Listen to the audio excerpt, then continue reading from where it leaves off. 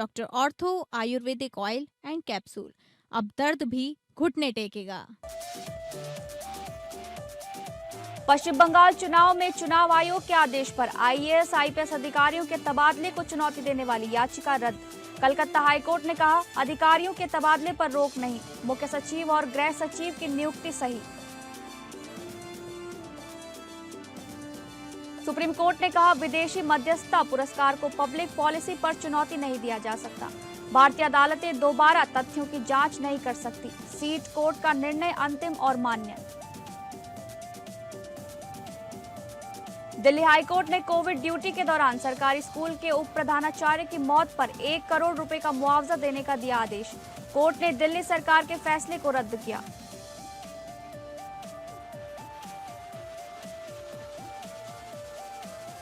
X Corp ने केंद्र से ब्लॉकिंग आदेश की मांगी समीक्षा रिपोर्ट। ब्लॉकिंग आदेश को बताया गलत, कहा आईटी एक्ट का हुआ है उल्लंघन।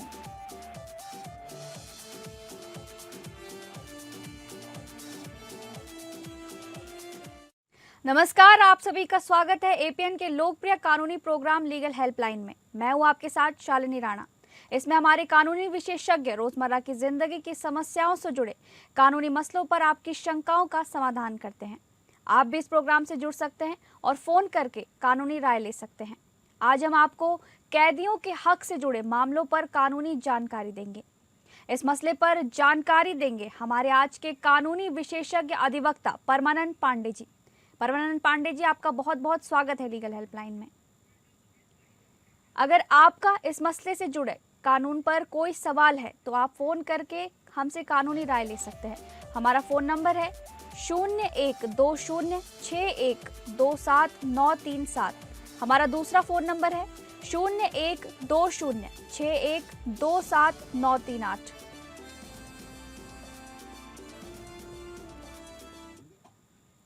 वापस चलेंगे हमारे आज के विशेषज्ञ अधिवक्ता परमानंद पांडे जी के पास और आपसे जानना चाहेंगे सर कि द प्रिजनर्स एक्ट 1900 का उद्देश्य क्या है और ये किन प्रकार के कैदियों पर लागू होता है। देखिए शालिनी जी, जो 1900 का ये प्रिजनर्स एक्ट बना हुआ, ये तब का बना हुआ है जब भारत स्वतंत्र नहीं। स्वतंत्रता तो मिली भारत को 1947 में जी। तो उस समय जो अंग्रेजों का शासन था, उसमें जो प्रिजनर एक्ट बनाया गया था, उसका उद्देश्य एकमात्र था कि जो लोग किसी तरह के भी अपराध में पाए जाते हैं या कुछ भी हो, उनको जेल में बंद कर दो और उनके साथ ज्यादती करो। ज्यादती करो, इतना दबा के रखो कि जिससे कोई आदमी कभी भी उनके खिलाफ विद्रोह करने की स्थिति में ना आ पाए। तो वह जो 1900 का एक्ट है, उस एक्ट का तात्पर्य ये था कि हमको केवल दबा के रखने का काम करना है। वो किसी तरह से उस पर लागू करना है, किसी तरह से ये करना है कि लोगों को किस तरह से दबाया जाए, किस तरह से लोगों पर ये ध्यान रखा जाए कि अंग्रेजों के खिलाफ वो कुछ सोचने। लेकिन एक्ट उसमें एक संशोधन आया। एक्ट तो वही है पूरी तरह से, लेकिन 2022 में एक संशोधन किया। वो संशोधन ये है कि अब जो है केवल दबाने की प्रक्रिया में नहीं रह गया, अब जो है ह्यूमन राइट्स उनमें कितना चीज है। आपको ये भी देखना है कि अब एक सुधारवादी बात उसमें रखी गई है। जैसे केवल अगर कैदी उत्पन्न आ गया उसमें, तो कैदी को केवल मार पीट करके किसी तरह से दबा के मत रखा जाए, बल्कि उसमें एक तरह का सुधार भी किया जाना चाहिए, जिससे वह आगे आकर के समाज में आए तो समाज के लिए एक तरह का आप समझिए एसेट हो, वो लायबिलिटी की तरह से ना हो। पहले जो लोग जेल में चले जाते थे, उनके साथ ऐसा एक स्टिग्मा जुड़ जाता था। उस स्टिग्मा के तहत अब ये होता था कि अगर आ गए हैं तो लोग कहते थे देखो ये कैसी जा रहा है, और उसको मार पीट करके अंग्रेज लोग या उसमें जेलर लोग इतना ऐसी स्थिति बना देते थे कि वो कभी उसमें सुधार की कोई गुंजाइश हो ही नहीं सकती थी। अब स्थिति आ गई है तो उसको आप रखें और रखने के बाद उसमें देखें कि क्या उसमें सुधार की गुंजाइश हो सकती है या नहीं हो सकती है। अगर हार्ड एंड क्रिमिनल नहीं है तो उसको उसी उसी ढंग से सुविधा दीजिए और उसमें कुछ सुधार की गुंजाइश लाने की कोशिश करिए, जिससे आगे आकर के वो समाज के लिए एक बन सके, ऐसी स्थिति की बात है। यही प्रिजनर एक्ट 1900 में और 1922 में जो संशोधन हुआ, दोनों में यही आता है। जी, आगे हम आपसे जानना चाहेंगे कि इस अधिनियम के अंतर्गत कैदी यानी कि प्रिजनर की परिभाषा क्या होगी? देखिए, पहले मैंने बताया ना कि उस समय उनका काम यह था कि आप उनको गिरफ्तार करिए, उनको जेल में बंद करिए, फिर उनके साथ डिसिप्लिन मतलब उनका अनुशासन में रखिए, फिर उनके साथ कड़ाई रखिए। अब ये 1922 के बाद जो आया है, तो प्रिजनर जो एक्ट, प्रिजनर में कौन लोग प्रिजनर होते हैं? प्रिजनर में आने वाले वे सारे लोग होते हैं जिन्होंने कोई अपराध किया है। जैसे आदमी एक तरह का नहीं, प्रिजनर एक्ट में आने वाले लोग अंडर ट्रायल भी हैं, विचाराधीन लोग। माने जैसे ऐसे व्यक्ति जिसके खिलाफ मुकदमा चल रहा है और वो जेल में बंद है, वो भी उस प्रिजनर एक्ट के अंतर्गत आएगा। जो व्यक्ति दोष सिद्ध जिसके खिलाफ हो चुका है, कन्विक्ट हो चुका है, वो कन्विक्ट भी उसमें प्रिजनर एक्ट में आएगा।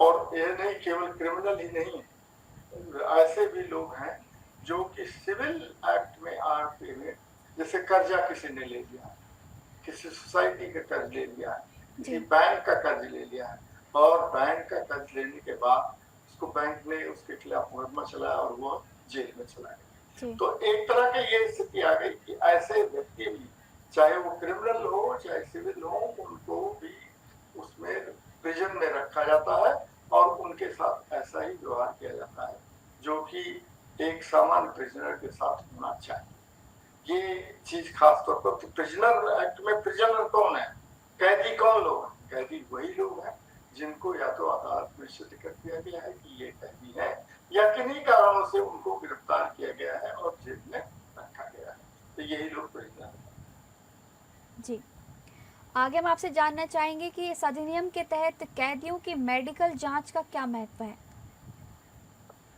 देखिए, ये तो आपने बहुत अच्छा सवाल उठाया कि मेडिकल जांच का क्या महत्व। जी, पहले तो आपको बताया कि 47, 48, 49 के अब जो बात आई, आजादी के तुरंत के बाद की बात है।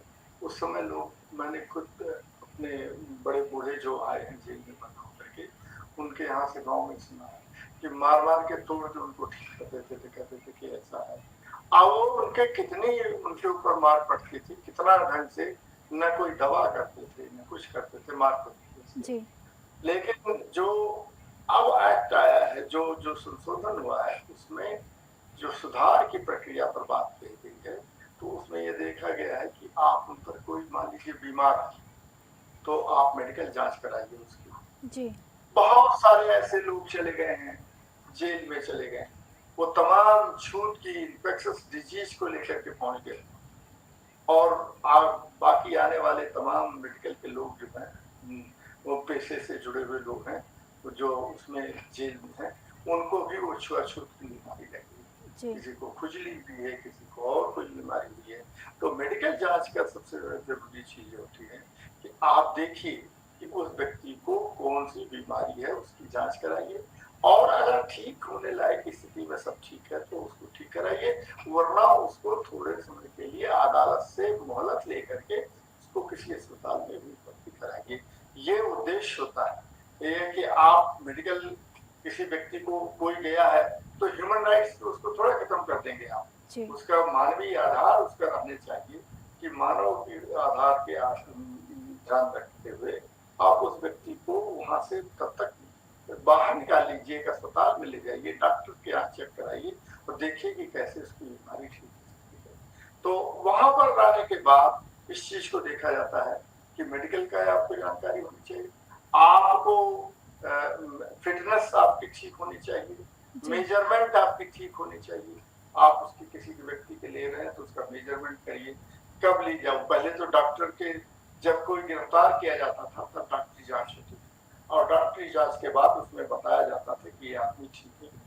फिर वहां कारागार में जाने के बाद, प्रिजन में जाने के बाद उस व्यक्ति पर कोई ध्यान नहीं दिया जाता था, अब की स्थिति आ गई है कि नहीं, बीच बीच में उसके चिकित्सा की व्यवस्था कराइए। और आप ये भी देखिए कि वह व्यक्ति अगर किसी तरह की चिकित्सा का अधिकारी है तो उसको चिकित्सा प्रदान की जानी चाहिए। ये इसका मुख्य उद्देश्य है। जी, आगे हम आपसे जानना चाहेंगे कि जेल के कैदियों की पहचान के लिए क्या-क्या उपाय निर्धारित किए गए हैं और इनका उद्देश्य क्या है? जेल के कैदियों की पहचान के लिए सबसे जरूरी चीज तो ये है कि पहले तो उसका मेजरमेंट किया जाता है, वो कितने फीट, उसका चेहरा कैसा है, जी, उसके बारे में दिखाई देना चाहिए, उसके कितने, मान लीजिए कई चीजें हैं तो मार्क क्या है, जैसे उसके मुंह पर तिल है या कहीं और बगल बगल में तिल है, तो आप उसकी जांच करके उसके बारे में बताइए कि इसको पता चल सके कि इसके ये व्यक्ति की पहचान ये है। पहचान करने के लिए इसलिए जरूरी है कि कल को अगर ऐसे व्यक्ति के बारे में, मान लीजिए कोई अनजाना व्यक्ति लिया करके वहां खड़ा कर दिया गया और वो अनजान जेल में है और बेकार में परेशान है और वो व्यक्ति अगर है ही नहीं, तो कम से कम उसकी पहचान का कोई तरीका अपनाया जाना चाहिए जिससे उसकी पहचान की जा सके। अब आप ये देखिए कि ऐसे व्यक्तियों को कई बार ये देखने में आता है कि अगर मान लीजिए वो चला गया है, जेल चला गया है, उसके पहचान के लिए आप ध्यान रखिए कि उसका पहले आजकल तो मॉडर्न सब तरीका हो गया ना। पहले तो केवल आपको देखा जाता था कि आप कितने लंबे हैं, कितने चौड़े हैं, कितने हाइट के हैं, कितने से। आजकल आपके फिंगरप्रिंट्स ले जाते हैं, आपकी आंख की पुतलियों की जांच की जाती है, आपके होठ के, आपके सिर के, आपके लंबाई चौड़ाई, ये सब रंग का, ये सब चीजों की जाती है। तो पहले के जमाने में और आज के जमाने में फर्क हो गया कि आजकल मेडिकल जांच जो होती है वह आपको पूरी तरह से मॉडर्नाइज कर दी गई। आप, और पुराने जमाने में ये होता था कि आपको कहाँ पर कोई निशान है कि नहीं है, आपके बाल हैं कि नहीं है, बाल उड़े हुए हैं कि गायब हैं, या बाल उड़ रहे हैं कि नहीं उड़ रहे हैं, ये 2-4 चीजें देखी जाती थी। तो पहले के जमाने में ये था। अब क्यों की जाती है जांच? जांच इसलिए की जाती है कि कोई गलत आदमी ना हो गया हो, एक तो ये। दूसरा ये है कि कल को अगर मान लीजिए जेल से कोई व्यक्ति भाग जाता है तो उसको पकड़ने में उसकी सुविधा हो जाए, वो उसको तुरंत आप पकड़ ले सकते हैं। आप उसको भेजिए पुलिस को कि ये इस आदमी की पहचान है और इतनी उम्र हाइट का है और इस रंग का है और ये दरमियानी हाइट का है या बड़ा हाइट का है, छोटी हाइट का है, उसके बारे में आप पकड़ के ले आइए और उसको, एक ऑफेंडर हो गया ना, वो तो जेल से भागा है, तो ऐसे व्यक्ति की जांच परख करके फिर से जेल में किया जाए और न्यायिक प्रक्रिया को पूरा किया जाए, ये उसका उद्देश्य था। जी, आगे हम आपसे इसी पर जानना चाहेंगे कि द प्रिजनर्स एक्ट 1900 के अंतर्गत कैदियों के फोटोग्राफ और माप यानी कि मेजरमेंट्स लेने के प्रावधानों की थोड़ा सा व्याख्या कीजिए। कि 1900 एक्ट के तहत क्या होता था, दो ही चीज तो हो सकती थी, आप तो या तो मेजरमेंट लीजिए या तो फोटोग्राफ लीजिए, फोटोग्राफ बुला करके कहीं लिया जाए। आजकल फोटोग्राफ पर उतना ध्यान नहीं दिया जाता क्योंकि आजकल हर आपके मोबाइल में ही ऐसी चीजें आ गई हैं कि आप कोई भी आदमी जाए और फोटोग्राफ लेकर चला है। पहले, आज के 25-30 साल पहले फोटोग्राफ लेना बहुत ही मुश्किल होता था। तो मेजरमेंट आपका इसलिए होता था कि आपको ये देखिए कि कितनी हाइट है, कितना लंबा है आदमी व्यक्ति, कितना इसका बनावट और शारीरिक संरचना किस तरह की, ये सारी चीजें मेजरमेंट में रखी जाती थी। और फोटोग्राफ इसीलिए रखा जाता था कि कभी मान लीजिए जरूरत पड़ती है इस व्यक्ति की, तो आप तुरंत इसकी पहचान करके फिर उसको प्रिजन के नियमों के तहत उसके जांच कर उसके खिलाफ मुकदमा चलाएं और ले आकर के उसको जेल में बंद कर दें। मुख्य उद्देश्य इसका ये कुछ नहीं। जी, आज हम बात कर रहे थे द प्रिजनर्स एक्ट 1900 के बारे में, जिसके ऊपर हमारे विशेष अधिवक्ता परमानंद पांडे जी हमारे साथ जुड़े हुए हैं।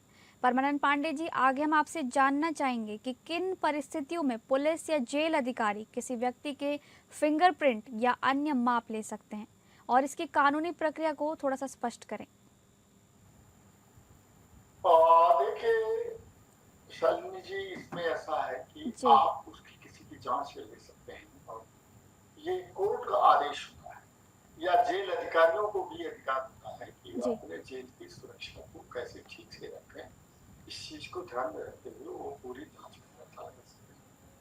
और ये भी देखते हैं कि वो व्यक्ति कैसा, क्योंकि जेल 1900 जो प्रिजनर एक्ट 1900 उसका मुख्य उद्देश्य है कि आप उसका रेगुलेट करिए, रेगुलेट करने के बाद उसमें वहाँ डिसिप्लिन बनाए रखिए और ये देखिए कि कैसे उसके अंदर सुधार की भावना रखी जा सकती है। तो अब ये कि इसमें ये देखा जाता है कि जो कोर्ट आदेश देता है, कोर्ट ने आदेश दिया है कि आप इसकी जांच करिए और जांच करने के बाद अगर देखिए कि क्या स्थिति बन रही है तो उसी अनुरूप आप कार्रवाई करिए।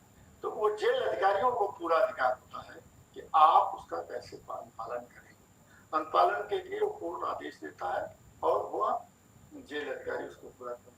कई चीजें ऐसी होती है जेल अधिकारी को स्वयं देखना पड़ता है, वो खुद निर्णय लेने की स्थिति में होते हैं कि आप देखिए कोई आदमी मान लीजिए भागने की स्थिति में, कोई वहां बदमाशी कर रहा है, जी कोई और भी काम ऐसे होते हैं जिसको लेकर के जेल अधिकारी ही तो इस चीज को देखेगा कि महिला और पुरुष जो अपराधी हैं वो एक साथ कहीं नहीं रहने पाए, क्योंकि दोनों पे अलग अलग चीजें होनी चाहिए।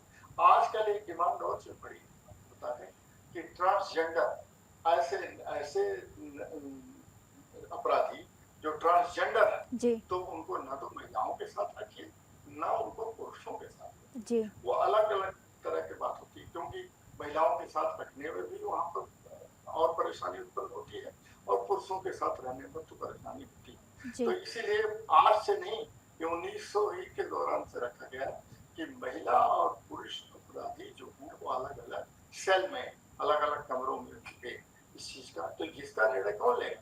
इसका निर्णय जेल अधिकारी लेते हैं और वह जो कानून सम्मत सीआरपीसी में दिया हुआ है, क्रिमिनल अमेंडमेंट एक्ट जो है 1922 में भी है और 2022 में भी है, तो उसके पहले भी था कि इस चीज को जांच देख लीजिए कि किस ढंग से आप ठीक ढंग से रेगुलेट कर सकते हैं, व्यवस्था बनाए रख सकते हैं और अनुशासन रख सकते हैं। इसी अनुरूप जेल अधिकारियों को यह निर्णय होता है कोई नहीं कर सकता। जी आगे हम आपसे जानना चाहेंगे कि इस अधिनियम के अंतर्गत कैदियों के स्वास्थ्य और स्वच्छता से जुड़े प्रावधान क्या हैं? सबसे जरूरी चीज ये होती है कि आप किसी भी व्यक्ति को जेल में बंद करें तो सुप्रीम कोर्ट का एक नहीं 10 फैसले आ चुके हैं और उन फैसलों में एक चीज खास रखी गई है कि आप देखिए कि किसी व्यक्ति को आप जेल में बंद करते हैं लेकिन उसके ह्यूमन राइट को आप नहीं, जो उसका मानवीय अधिकार है, मानव अधिकार है, उसका आपको पूरी तरह से पालन करना पड़ेगा कि कहीं ऐसा ना हो कि इसका मानव अधिकार का उल्लंघन किया। आपको बताया कि इस पर डीके बसु का केस चल पड़ा है, सुप्रीम कोर्ट तक आया हुआ है। उसके पहले भी शीला वर्षे का केस था। शीला वर्षे के केस में वहाँ की एक एक्टिविस्ट थी, महिला पत्रकार थी, वो उन्होंने मुंबई की महिलाओं में देखा कि वो गई और उन्होंने जांच किया। उन्होंने 15-20 महिलाओं की तरफ से एक पर एक पिटीशन फाइल किया और ये देखा किस तरह से उन महिला अपराधियों के साथ जो जेल अधिकारी हैं दुर्व्यवहार करते हैं।